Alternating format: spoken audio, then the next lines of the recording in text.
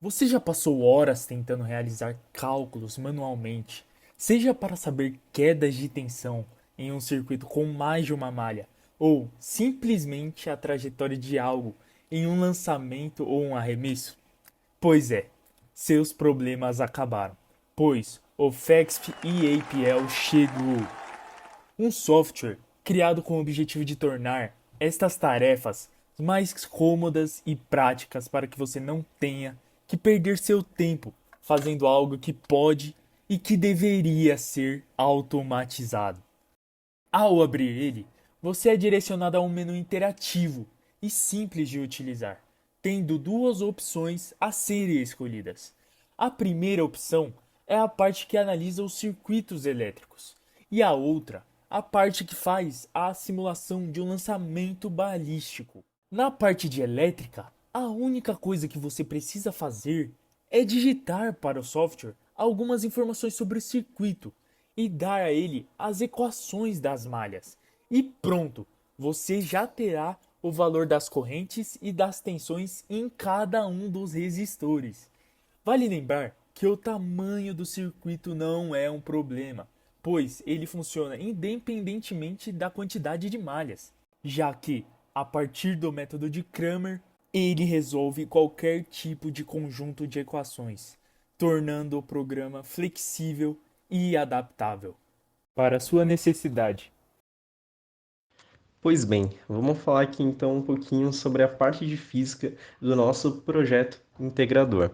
Falando um pouco sobre o desafio proposto, a ideia era, em um plano bidimensional, um alvo ser escolhido, né, com uma coordenada x e uma coordenada y, e a partir da posição desse alvo ser traçado uma parábola que passe por ele, né, então um projétil sendo lançado em movimento de parábola que acerte esse alvo, também definindo a velocidade inicial que precisa esse projétil ter, o tempo até esse alvo ser atingido e também a etapa do movimento em que ele é atingido, né? Sendo ela ascendente no topo, né, no ápice da parábola, ou em movimento descendente, quando ele está descendo, não é verdade?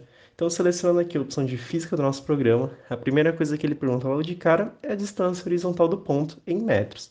Seguindo o exemplo do professor colocando aqui 200 metros, ele pede a distância vertical do ponto. Mesma coisa, seguindo o exemplo, vou colocar aqui 600.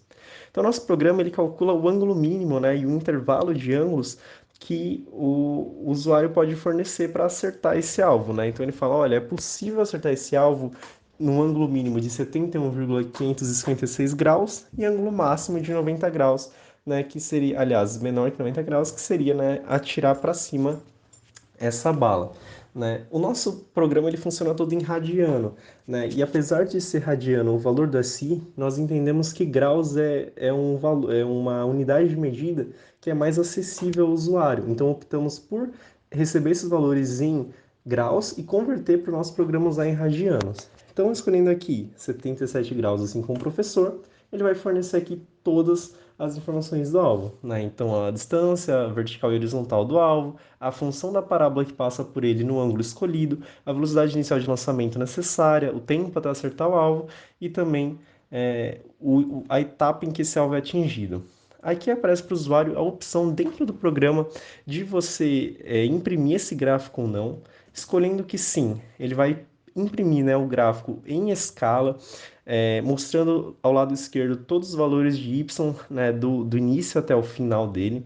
Né? No lado esquerdo inferior, você tem a origem do nosso gráfico e do lado direito inferior você tem o x máximo. Nós optamos por não exibir todos os valores de x, porque isso ia atrapalhar o entendimento do usuário e ia se tornar um gráfico muito poluído e de difícil compreensão.